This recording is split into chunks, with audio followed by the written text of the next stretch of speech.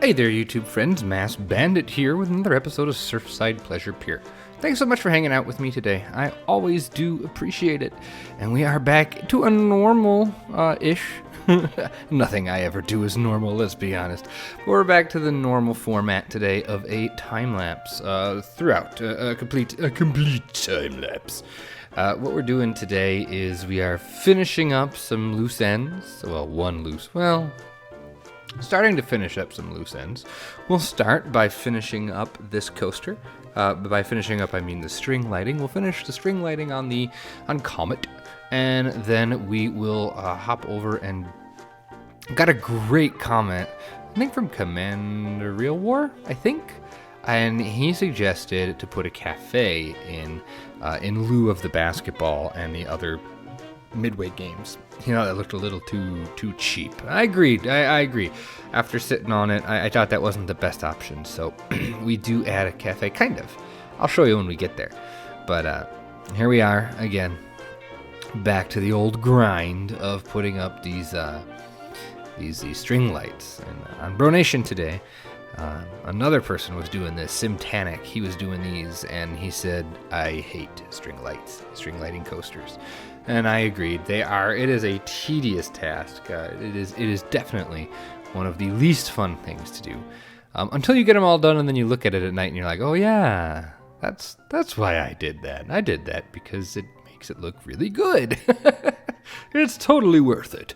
So it's totally worth it, even though it's a big old pain in the rumpus. What I did end up doing, as you could see, is I'm doing the outside rail of the outermost track. I think I mentioned that in the previous episode, but you could see here what that actually means. That means the actual center of the coaster doesn't have any of the lights around them.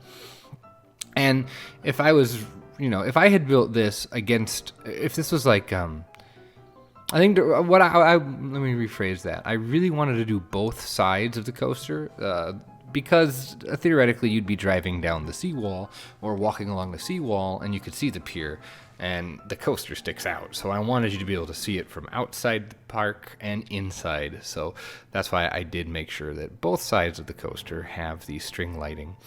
I did do both sides of the lift, and you could see here at the bottom of the drop here, I do kind of copy it over so we get a little bit of overlap from both railings as we switch, because the outside of the outside railing switches here as we enter a curve, and that's that. There's not much else to say about string lighting a coaster. I was just so thankful that I did finish it today, because I was getting tired of doing it, and I didn't want it to drag on any longer.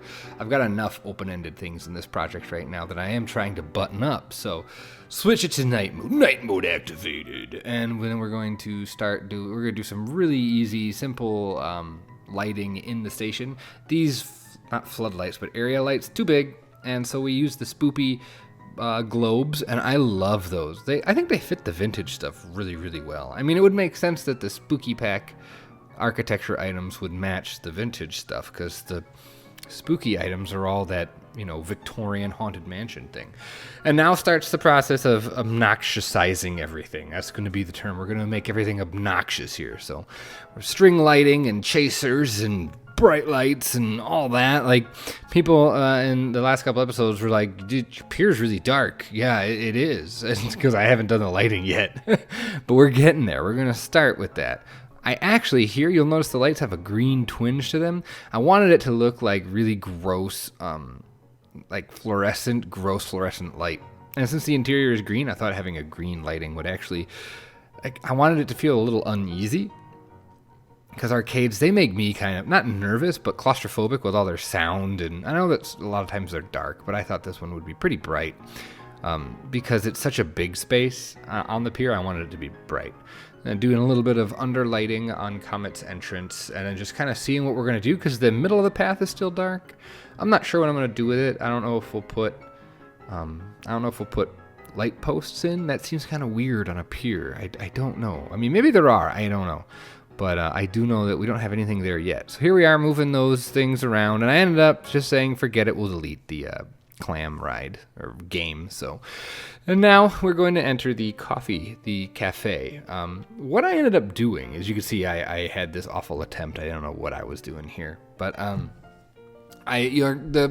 video is going to freeze there, and what I'm doing is I'm researching. And I thought about it. Wait a minute. What about one of those like kiosks in a mall, but we'll like make it look like it could survive outdoors? Let's do something like that. Let's make it kind of corporate looking, kind of generic, I guess. And like I was gonna do Starbucks, but I figured no, we'll do the in-game brand. We'll make a Fox Street Coffee little cafe here, like a mall coffee kiosk. So pulled up some references. There's lots of great references, surprisingly, and it actually came together pretty quickly. The issue here is I don't have a half-tile batten board, obviously, so I kind of tried to make my own. If you look too closely, if you take too long to look, you're gonna notice it's not the same, obviously, because it's not. But if you, in passing, I think it does a passable job. I think it's not so bad. So adding this little detail to the, I guess, roof. And then I was looking at a way to do that little adventure piece there was how to do the little like pastry counters, fridges. I don't know what they're called. What are they called? The counters? The things that have like the pastries in them. Behind the glass. I don't know. Anyway, these little crates, I think they worked out stupendously. They actually look like there's cabinets there. I might go back and put little screen mounts on them to look like knobs. I might add that little detail to kind of help it move along a bit. And then in the picture I was using as a reference, they had a whole bunch of like stuff written on this large wall. So I wanted to do that and make it a little like stupid. They got like stupid phrases about coffee and this smile and drink coffee. Like it's intentionally schlocky. Like I wanted it to be. And then like I think about like there's coffee mugs that have like cappuccino, espresso. They have all the different things on it, and so that's what this wall is going to be. It's an accent wall that is just a bunch of words. And then I get the bright idea to actually throw in a Fox Street Coffee sign, which then ends up meaning I have to move a bunch of these. But hey, what are you gonna do? Complain on a YouTube video? Ha ha ha ha ha. Sorry. So here you go. You can see the Street Fox Coffee. If it was like 25% smaller, it'd be perfect. But it's huge because it's Planet Coaster. Planet Coaster gonna Planet Coaster sometimes, you know. But I think it turned out well, and then we slapped the sign on top too, so there is absolutely no doubt about what this is. This here is Uthris's. I think it's called Industrial Kitchen Set.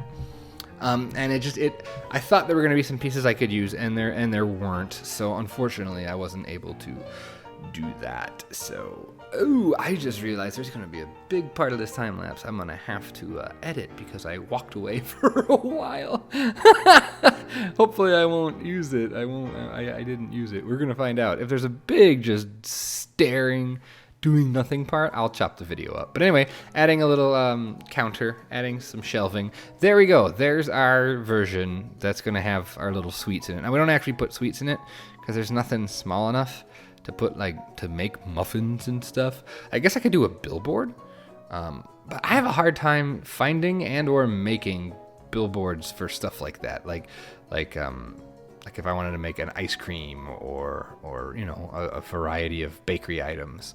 I'm not sure I could do that. I could try, but I actually am really impressed with myself for how how this turned out. I think it's pretty legitimate, which I am pretty proud of because this kind of stuff, this is where I struggle, the using other pieces in unique ways. Like if I don't see other people doing it, I have a hard time coming up with it myself.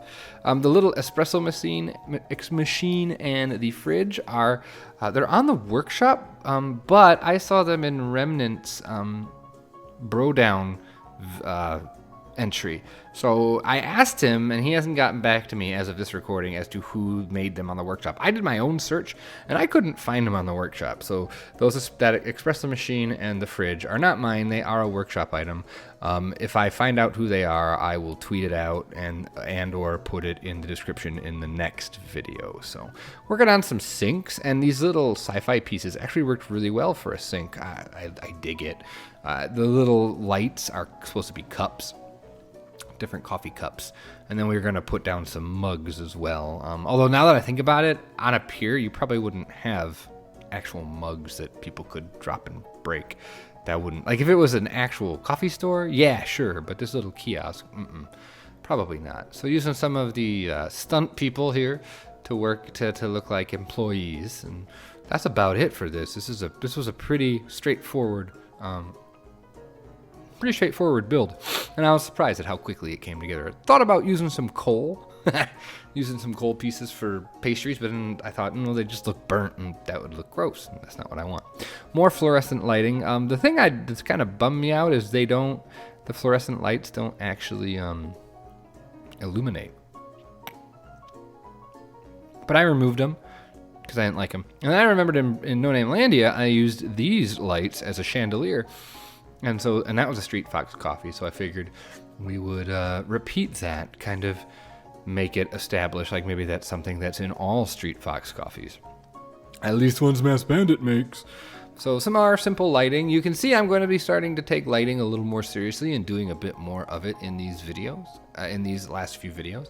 This awesome thing was suggested in the comments, a Test Your Strength, and this is actually not mine. It was made by Fog, and you can get that. Here is this part where there is absolutely nothing going on. So I am going to actually cut this part of the video out. So I'll be right back after this part's gone. Okay, so sorry about that. It's been a hectic day. I was playing while my children were up, and that means I could spend a few minutes, and then a few minutes, and then a few minutes, and I ended up just leaving the recording going, I guess, when I had to go tend to some parental matters, I guess. The last major thing we're going to do in this episode, one of the last major things in this episode is going to be the cover for this little ride here, which I've always called, oh, heck, what did I always call them? Twisters? Scramblers. This was always a scrambler to me. That's what I always thought they were called. So I think that's what we're going to call it in this park. We'll call it the Scrambler. The one at Six Flags Great America is called the Fun Town Machine or Fun Time Machine or something. I don't know, something like that. So getting the whole, the wedge, the dome technique here for this. I did make it quite simple. I figured this would be a real simple structure in real life.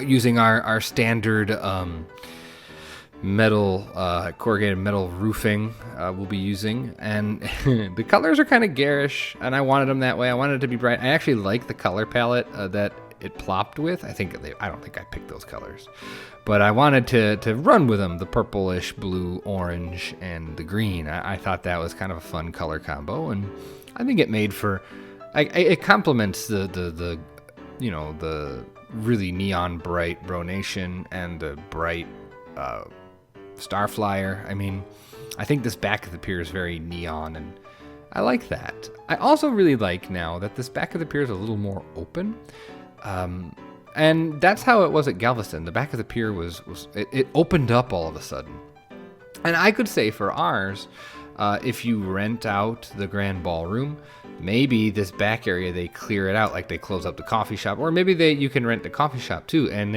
you get this whole back area. They move the picnic tables and and they close down the stage, and you can have this grand outdoor area for your event. I think that'd be kind of neat here at the end of the pier. So that's what we're gonna roll with. We're gonna say that it's intentionally a little bit open. The real issue is it's too small for any ride, yet it's too big for general clutter. So it's okay though. I don't mind. It's a little bit of breathing room at the end of the pier. Take some time, look at the water, enjoy the views, as if this were a real beach biome. But we don't have that, so whatever. I did, for some weird reason, when I was working on this, it kept attaching to the actual pier itself, the structure.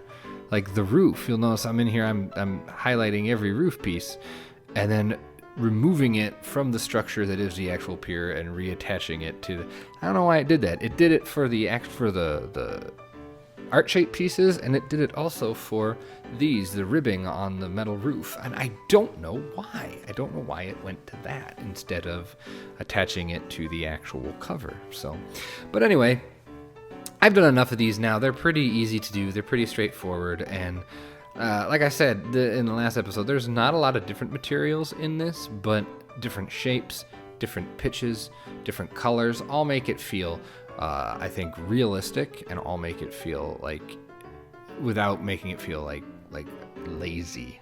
Clearly making a custom roof isn't being lazy, but I think sometimes people do too many materials. Like, if you're building a park, especially one that was probably planned and opened all at once, don't you think?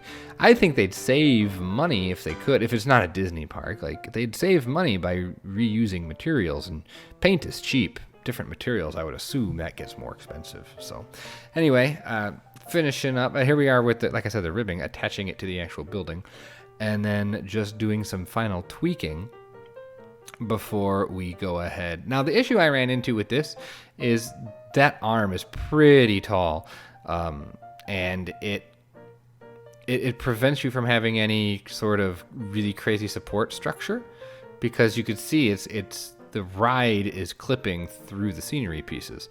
So I did my best to avoid that as much as possible. There is a teeny tiny bit of clipping at the very top that I am comfortable living with for the sake of the ride. And this here is a total band-aid that I actually ended up enjoying. I needed something to make a nice smooth connection when I copied it, and so I used that little pillar piece and attached that little detail from the vintage pack, and I think it immediately made it feel a little New Orleans-y, which I am totally comfortable with. I like it. I just think it's a nice little detail that, unintentional, sometimes those I gotta cover my ass details end up looking pretty good. And I actually really also enjoy the blue in that detail, so much so that I brought it into the fencing. So we really have kind of a absolutely insane, bright, like, just over-the-top colored flat ride, which I like. Totally free-handed these fences. I don't know if this is where the paths actually are, but it's good enough for me. I figured they have to be here, right? I don't know. I assume so. So, and there you go. The last ride, the Pleasure Pier, is in and completed, more or less. So now it's officially down to detailing and finishing things that I've been putting off. Tried to fit that game back in, wasn't having it. That's what I'm talking about. It's just too small of a space for stuff like that, yet it's too big. So we put a trail guy in. And these are from Fisherman, his carts, and they're great. Decided to finally start working on dressing up the grand ballroom. It's been sitting there since, I think, episode 2. Hasn't been touched. So wanted to add a whole bunch of windows underneath. I figured this would be a big open, you'd be able to look out. So wanted to make it simple. I wanted to do something that wouldn't be too part heavy, because, like I said, we're getting to the end here, and to be frank, I'm kind of at the get it done point. I mean, I'm sure most of you have had that experience with something in your life where you're just like, all right, we just need to get this done. So it's kind of where I'm at with this. I'm ready to just have it be done, because I want to move on to other things, but I also want to finish this. So I am trying to be as what's the word I'm looking for? I'm trying to be as not. Darn, I just totally lost my train of thought. Oh well, I'm trying to make sure that I actually finish this before I start something else. I did mention on Twitter, by the way, that I have an idea to get more Planet Coaster. It's not more Planet Coaster. It's the same amount of Planet Coaster distributed differently, in an effort to try to keep up almost daily content, but still give you the amount of Planet Coaster that we've been having. We've been having about 4 hours worth of playing a week. If I do two 20-minute episodes, that's roughly me playing for about 4 hours. Well, I thought we could do 4 episodes of 1 hour time lapse. So it'd be about a 10 to 12 minute video instead of a 20-ish minute video. So playing with that idea, might do that, so be on the lookout for that. If you notice the Planet Coaster videos get shorter, that's what I'm trying to do. It's a way for me to have more time during the week and to spend less time editing, which is one of the big time sucks with these videos. So, and there is the music. That means our episode is over, so let's get into the cinematics. Thanks so much for watching. If you enjoyed and you like this series, please hit the like button, and if you have not yet subscribed, please consider doing so you don't miss any of the stuff we got going on. Have yourself a great day, great night, great whatever, and I will see all of you for the next episode of Surfside Pleasure Pier. Talk to you later, guys. Bye-bye.